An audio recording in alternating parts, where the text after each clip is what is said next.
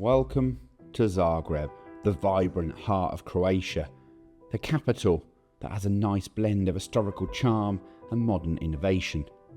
Culture, art, sports and academics, they're all at home here, and its history is not forgotten. The unique blend of medieval towers, 19th century palaces, open-air markets and ancient cathedrals all make Zagreb the perfect city to explore. And my online research prior to arriving in the Balkans had provided me clues on where to begin. I spent over 4 days in total exploring the city's streets, 2 of which were part of my scouting trip with a small group in Croatia's north. And as usual, on these scouting tours, my aim is to seek out hidden interiors, relics, abandoned places and interesting subjects. And right in the heart of Zagreb was my very first discovery, an old apartment block, or perhaps office entrance, with a very interesting staircase.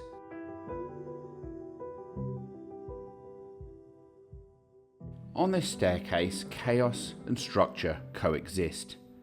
Intricate details, peeling paint, cracked walls and weird transition points.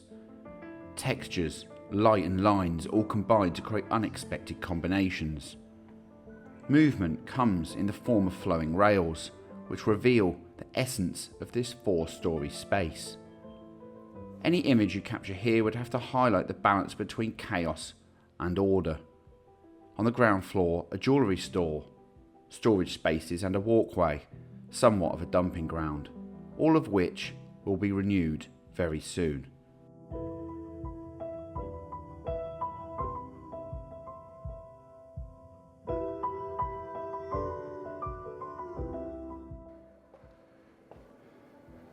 And in this, the very first video from Croatia, we're going to be talking about composition in chaos. And trust me, this is chaos. So first things, it's pretty loud outside. It is a city centre location.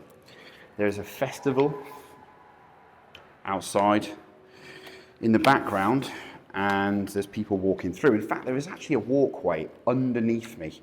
A public walkway, a thoroughfare, so it can get quite noisy here, so bear with me a little on that if it does get noisy, but that doesn't take away at all from this particular location. And today I actually want to get 2 or 3 shots showing and highlighting the architecture that's in it, because it's pretty mad. Okay, so before I actually set up anything at all in here, the most obvious point of all, of course, is going to be perspective. Realistically, with the bends, the lines and the shapes in here, you really need to nail the position of your camera and the perspective that you're getting on the back of the LCD. If you're shooting architecture, you should probably be using the LCD. What I mean by that is we probably should try and simplify things by looking for straight compositions. In other words, just looking straight onto the architecture or straight down through the architecture. In other words, don't go off to one side, don't point upwards. And make sure that your camera is nice and straight on that tripod. And if you're hand holding your shots, which you actually could do in here, there's enough light, same thing applies. Nice solid point, get the camera nice and straight and shoot through the architecture or down it. As soon as you lift that camera or point it down, the architecture and the lines in here are going to get even more wacky, and we want to look to nail those compositions. Now, I'm not saying don't ever try unique perspectives and compositions. Actually, far from it. Some of my best and finest work has come from looking outside of the norm, like I've done in this example here. However, walking into a place like this for the first time, you're more likely to pull off something like this example without that experience. And that's going to lead me nicely on to the first proper tip in camera, and that is framing. Let's frame something up together.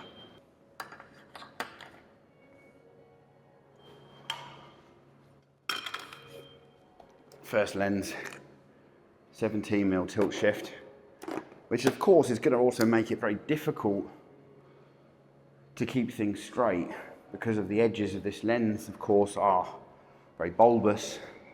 We've got to be very careful with our lines, so that's the first thing. Let's pop this out of our way. Okay, so in this first shot, I'm actually going to be using leading lines and shaped within the building to kind of direct our viewer of our image through the frame and into the part of the subject we want them to see, which in this case, I've selected this window. I'm actually not going to use this one. I'm actually going to use one that's very similar just downstairs from this. And the reason for that is because I quite like the top of this walkway to be in the top of my frame. However, there is a possibility of a similar shot here on the top floor, and above me here there is a skylight, and we could look to compare the two images there. So I'm going to use basically lines, the frame of this building here, where it curves round to kind of point your eye through the image like so. Position myself in such a way that I can actually get around my tripod. Now, I said to you there's a skylight up above in this particular frame, and I don't know if that's then going to lend itself very well to this image, the thing I have in my mind. But we'll see, and we'll see if it's going to work out. Now for this, settings-wise is going to be really simple, because what I want to do is I want to activate, first of all, just 3 brackets, no more than that. And I'm going to be basically trying to just get 2 stops apart on those brackets, so very easy to do. I want F8, ISO 100. We're not really going to be doing much else other than settings today than those, because all these skylights around us are going to keep our ISO nice and low, our images nice and sharp, and it's well lit in here. I've come at a decent time of day. Okay, so I'm going to make a panoramic, as I do so often here on this channel, and I'm going to start by pushing my lens right to the top, because what I want to do is check that that skylight is going to line up as I want it to. And so far it's looking fairly decent. It's looking like I have in my mind, which is working. The next thing I'm doing is, once I've pulled that lens back down to the center here like so, I can then check that the middle of the image and the foreground of that middle section is also framed up very nicely, which it seems to be. And finally, when I then go to the bottom of the image, of course, I'll be checking what the bottom of the image is going to look like, and just make sure that all my spacing is kind of as I want it to be. So I've just noticed something as I've been shooting, and that is a kind of slightly different composition. And what I'm actually going to do is raise the center column up, and it's going to emphasize the point, the lines, the leading lines through this image that's going to draw you through to it and to those windows and skylight above. So this is kind of like what we're looking at. Top of the frame here, through, this is the center of the framing, and then of course this is going to be the bottom. Now, can you see the flow here? Look at the flow round this, and you can see the one in the distance over here drifting away, and the same over there. Now this is ultimately what's going to pull our viewer's eye into the image, and of course into the center section, which is going to be just here. So that, all of that, is pretty good. That's basically the leading line through our image. Of course, when this is finished, it's going to be cropped. I can actually get rid of the tiny sliver of staircase that's actually just in the foreground here on my frame.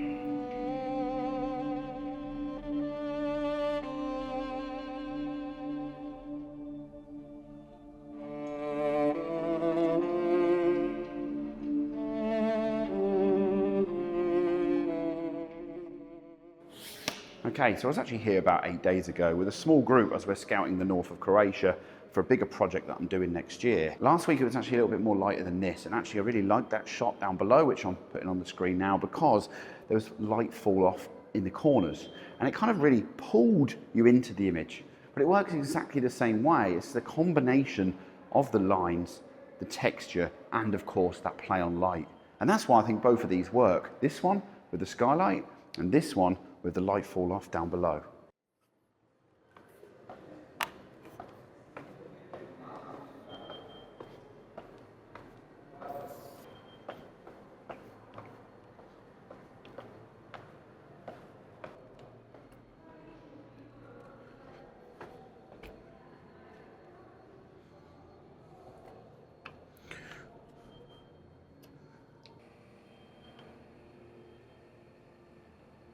So the next one that you've just seen me kind of lining up here, I'm looking to kind of mix order with that chaos.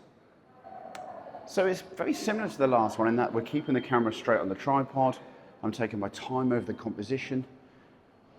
And what I've looked to do is frame through a one-point perspective and let the chaos play havoc where it sits in the frame.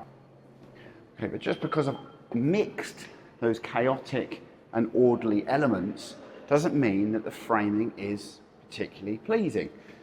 So what I've also looked to do is include foreground interest in that image, and I'm doing so in the form of that banister just there, the one that you see.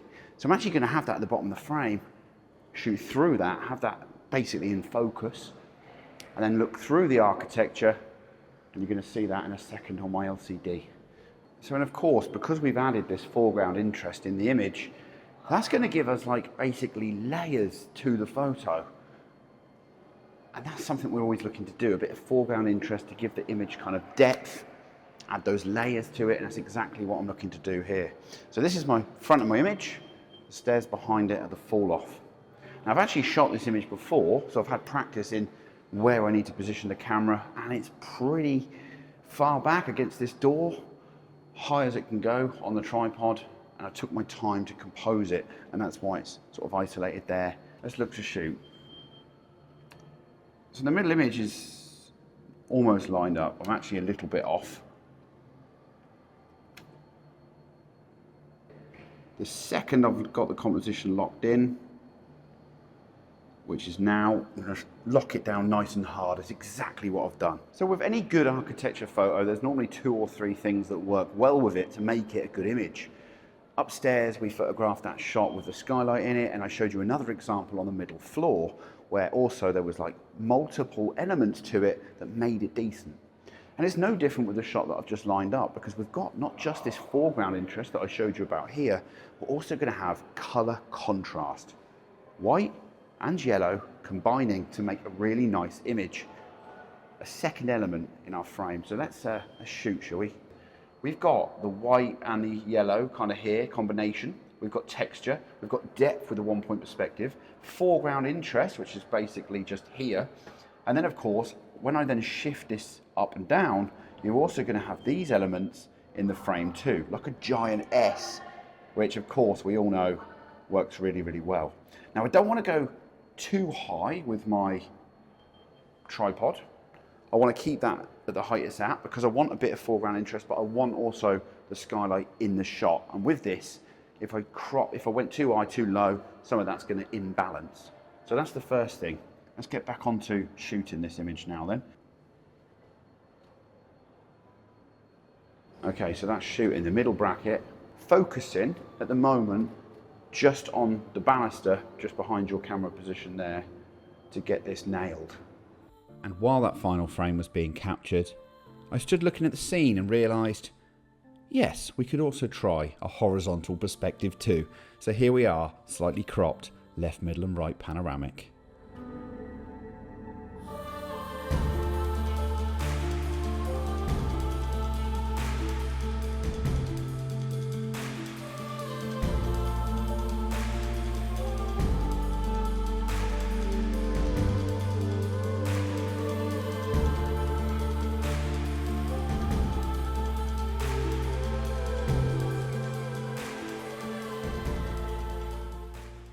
Okay, so that's pretty much me for today.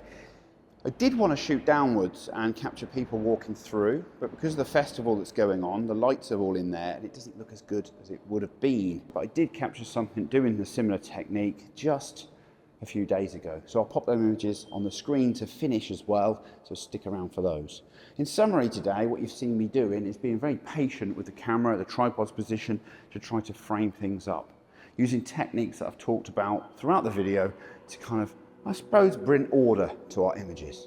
See you soon, guys. If you've got any comments, leave them below. Until next time, bye-bye for now. Let's get out of here. I'm hungry, as usual. Maybe I can go and have a boogie. A boogie. No, I'm going to go to bed early like a good 40-year-old boy. All right, see you soon.